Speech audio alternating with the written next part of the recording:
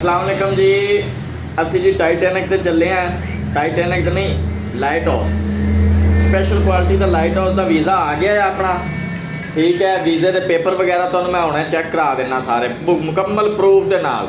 ਠੀਕ ਹੈ, ਜਿਹੜੇ ਜਿਹੜੇ ਬੰਦੇ ਨੇ ਅਪਲਾਈ ਕਰਨੀ ਹੈਗੀ ਹੈ ਅਪਲਾਈ ਕਰ ਸਕਦਾ ਹੈਗਾ। ਲਿਹਾਜ਼ਾ ਤੇ ਇੱਕ ਮੈਂ ਆਪਦਾ ਅਪਲਾਈ ਕੀਤਾ ਸੀ, ਮੇਰਾ ਤਾਂ ਅਪਰੂਵਲ ਹੋ ਗਿਆ, ਲੇਕਿਨ ਇੱਕ ਇਸ ਬੰਦੇ ਦਾ ਇਹ ਬੰਦੇ ਦਾ ਅਪਲਾਈ ਕੀਤਾ ਹੈਗਾ। ਠੀਕ ਹੈ, ਇਹਦਾ ਅਪਰੂਵਲ ਨਹੀਂ ਹੋਇਆ। ਉਸ ਤੋਂ ਬਾਅਦ ਜੀ ਆਪਣਾ ਅਲਹਮਦੁਲਿਲਾ ਅਪਰੂਵਲ ਹੈਗਾ। ਤੇ ਬਾਕੀ ਵੀਜ਼ਾ ਵੂਜ਼ਾ ਜਾਂ ਜੋ ਵੀ ਮਾਮਲਾਤ ਹੈਗੇ ਨੇ ਮੁਕੰਮਲ ਪ੍ਰੂਫ ਦੇ ਨਾਲ ਤੁਹਾਨੂੰ ਵਿਖਾਵਾਂਗੇ। ਬੇਫਿਕਰ ਹੋ ਜਾਓ, ਅਗਰ ਤੁਸੀਂ ਜਾਣਾ ਹੈ ਠੀਕ ਹੈ ਤੇ ਮੈਂ ਤੁਹਾਡੀ ਐਪਲੀਕੇਸ਼ਨ ਦੇਵਾਂਗਾ, ਬੇਫਿਕਰ ਹੋ ਜਾਓ। ठीक है जी, किस तरह अप्लाई करना है किस तरह नहीं करना है मुकम्मल जी है ना अल्लाह तो लैते ये तक टोटल वीडियो बना के मैं नाले तुहानूं विखावांगा। अगर फिर भी किसी ने ना अप्लाई करना आवे तो मैं ना बहादुर हाँ, तुसीं मेरे नाल ना कमेंट बॉक्स से रब्ता करो। ठीक है, तुहाडा अप्लाई मैं करांगा इंशाअल्लाह। 3 महीने पूरे करके आने ने। अगां जे अगर उन्होंने कहा तो काम करना है वरना नहीं करना। ठीक है, वीज़ा किदे